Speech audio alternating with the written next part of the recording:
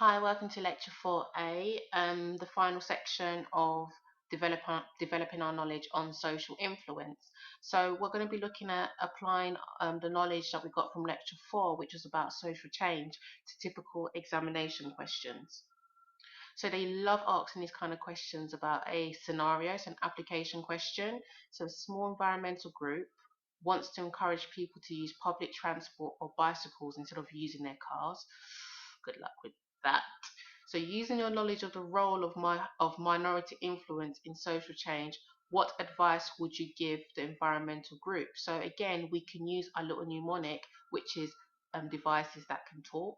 So we can have they can draw attention to the particular issue, so which is going to help challenge people's perceptions or behaviors currently.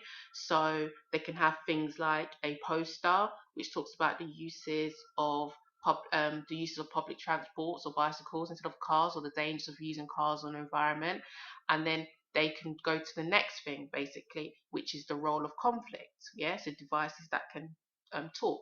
So the role of conflict is they're going to protest, for example. They're going to write letters to Parliament. They're going to do all sorts of things within this process to draw people's attention and to really, really make people have a deeper level of conflict within their initial thinking.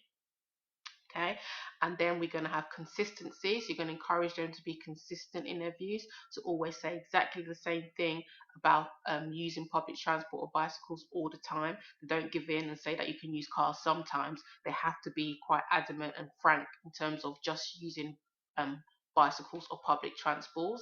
And then you can look at the augmentation principles, where they're going to be willing to sacrifice. For example, they themselves may have to sacrifice them using any type of cars, and just, for example, just use bicycles or public transport when doing particular errands, and let people see that they've been doing this, and people pick up on this. Yeah, so I've put, and you can see this in lecture 4E, which I'll upload, on how to go about answering this question and applying it to the scenario. Explain how social influence research helps us to understand social change. Again, the same thing. So research can either apply to theory, so how something happens, or actual research. So we're going to be focusing on theory, how something happens. And this is the theory of conversion.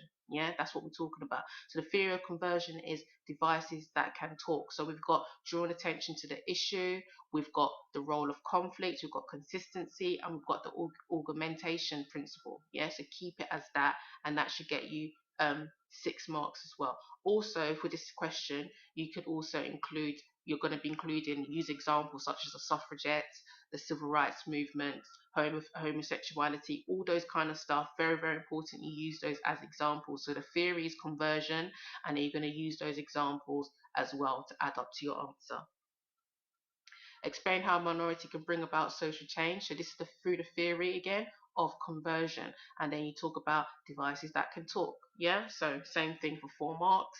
How social influence research help to understanding of social change. So influence research again can also be theory, the theory of conversion. So we talk about how it's helped to understanding. So we use examples such as the suffragettes movement, black civil rights movement, etc. This is Mike and his grandfather. So an application question. We're having a conversation about recycling. Mike explained that he always puts empty cans and plastic bottles in one box and newspapers and cardboard in another box, and that his mum takes these to be recycled once a week. His grandfather said that when he was Mike's age, people did not recycle.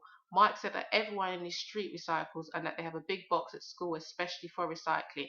Using your knowledge of the psychology of social change, explain why recycling is now behavior carried out by a majority of people in this country. So you can say that this behavior has gone through the theory of obviously conversion, where, and you explain. So what happens is a minority drew attention to the fact that we need to recycle to be able to be more earth friendly, and what they've done after that is it's the role of conflict. So the more and more they kept giving out leaflets and explaining the dangers of not recycling, it really challenged people's original conceptions about not recycling. And because they were consistent because they show how what the dangers of the on terms of the planet. That's the augmentation principle. That's how change came about. So people were converted. So those that minority thinking now became the majority thinking as well, and that is enough to answer that 6 mark because you apply the conversion principle to the scenario. The same thing for the smoking in public places as well. You do exactly the same thing, how it's occurred through the process of conversion, and again, apply it to the particular scenario. And that is the end of lecture 4A. So what you're going to be finding is I'm going to be uploading lectures 4B, 4C, 4D, and 4E, which is all me writing examination questions and showing how you can get the A grade. So I'll see you next lecture.